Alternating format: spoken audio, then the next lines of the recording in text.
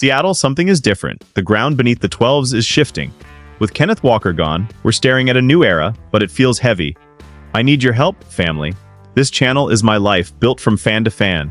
And reaching 1,000 subscribers is the dream that keeps this voice alive for our Hawks. Please, if you love this team, subscribe and help us grow.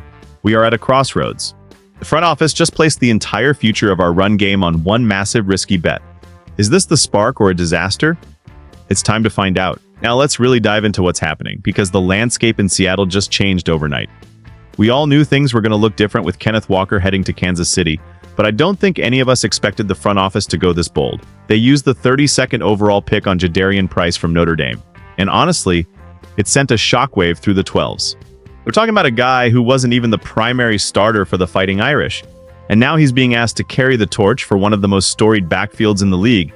It's a move that feels wrapped in both brilliance and total desperation. You look at Zach Charbonnet and you see a guy who should be the next man up, but that late-season ACL tear changed everything.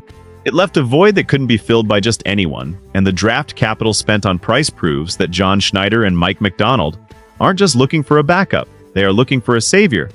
But that brings up so much tension because we are moving away from the familiar. We are betting on a kid who shared a backfield in college while our veteran leader is wearing a different jersey. It's a shift in team identity that feels almost jarring. We've always been a team that prides itself on a gritty, reliable ground game, and now we're putting all that pressure on a first-round rookie with a limited resume. You can feel the weight of this decision hanging over the facility. Is he really ready to be the bell cow? The sheer investment says they think so, but the uncertainty is what's keeping us all up at night. This isn't just about replacing a player. It's about redefining how the Seahawks move the ball on the ground. Every time we've seen a transition like this in the past, it's defined an entire era of Seattle football. We saw it with Marshawn, we saw it with Kenneth, and now we're seeing the birth of the Price era. But the questions are louder than the cheers right now because the risk is massive. We are stepping into the unknown, and for a team trying to stay in the hunt, there is zero room for error. This choice will define us. But here's where things get truly complicated for us as fans. We look at the stats, and we see someone who only had around 100 carries in his final college season. That is a terrifyingly small sample size for a first-round pick. Yet, when you look closer, the metrics are absolutely mind-blowing, and that is where the emotional roller coaster begins. Jadarian Price led every single qualified running back in explosive plays last year. Nearly 20% of the time he touched the ball, he was gone for double-digit yardage. It is that explosive potential that makes you want to believe, but the shadow of his past looms large over every conversation.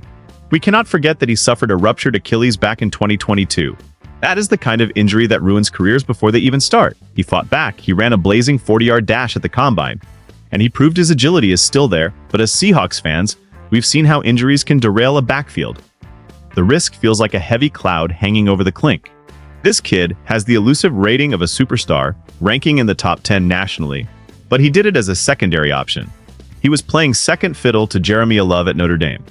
Now he's coming to a city where the expectations are sky high and the margin for error is non-existent.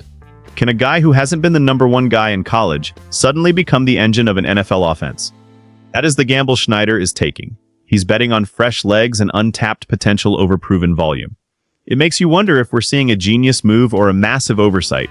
The emotional weight of this is real because if Price doesn't hit the ground running, our offense could stall before it even gets moving. We are seeing a high-stakes poker game played with the future of our franchise. Every scout says the talent is there, but until he steps onto that field and takes a hit from an NFL linebacker, we are all just holding our breath. The tension is palpable because we need this to work. And honestly, this is where the biggest questions start to surface because being a great runner in college is one thing, but being a complete NFL back is something entirely different. There is a dark side to this transition that we have to talk about if we're being real. Price's pass protection is a major concern right now. He ranked near the bottom of the country in pass blocking grades. When you think about Sam Darnold back there, trying to lead this team, the thought of a rookie running back missing a blitz pickup is enough to make any fan lose sleep. We cannot afford to have our quarterback unprotected while a young player tries to find his way. This is a massive hurdle that could keep him off the field on third downs, and if he's not on the field, that 30-second pick starts to look very expensive, but the concerns don't stop at blocking. We are looking at a guy who only caught 15 passes in his entire college career. In today's NFL, if you can't be a threat in the passing game, you're making it so much harder for your offensive coordinator to stay creative. It feels like we might be drafting a specialist when we desperately need a complete weapon. And then there is the fumble rate.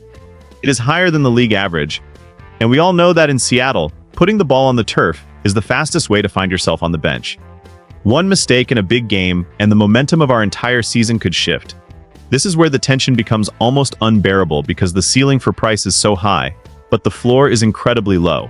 We are talking about a player who could become the next great Seahawks runner, or someone who struggles to even see the field because of these fundamental flaws.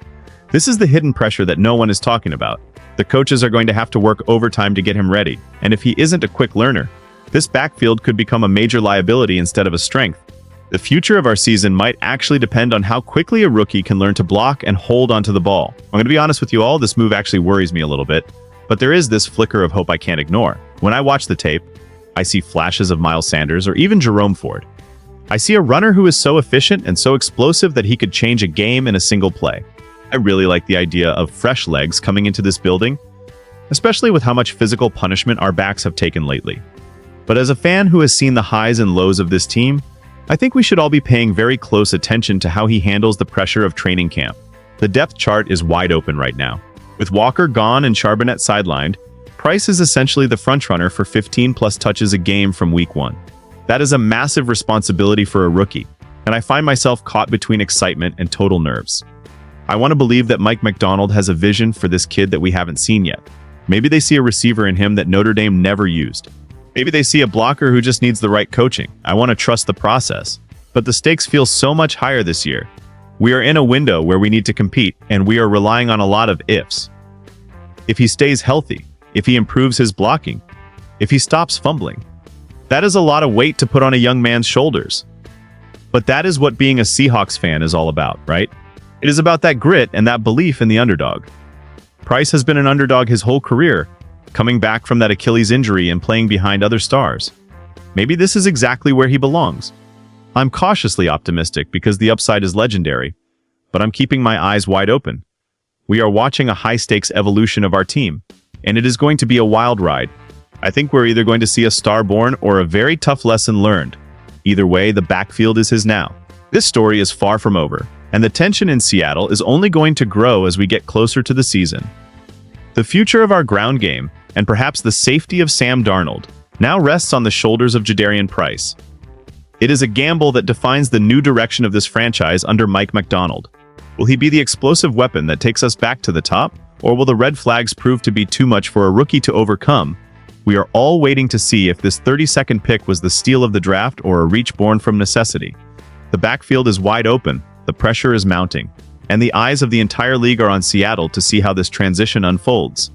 I want to hear from you, the Real 12s. What are your honest thoughts on Price? Do you think he's ready to be the bell cow, or are you worried about the lack of experience? Let's get a real conversation going in the comments below. Your voice is what makes this community what it is. And please don't forget to hit that like button and subscribe if you haven't already. Every single one of you helps us get closer to our goal of 1,000 subscribers, and it means the world to have you along for this journey. Let's stay loud and stay faithful. Go Hawks!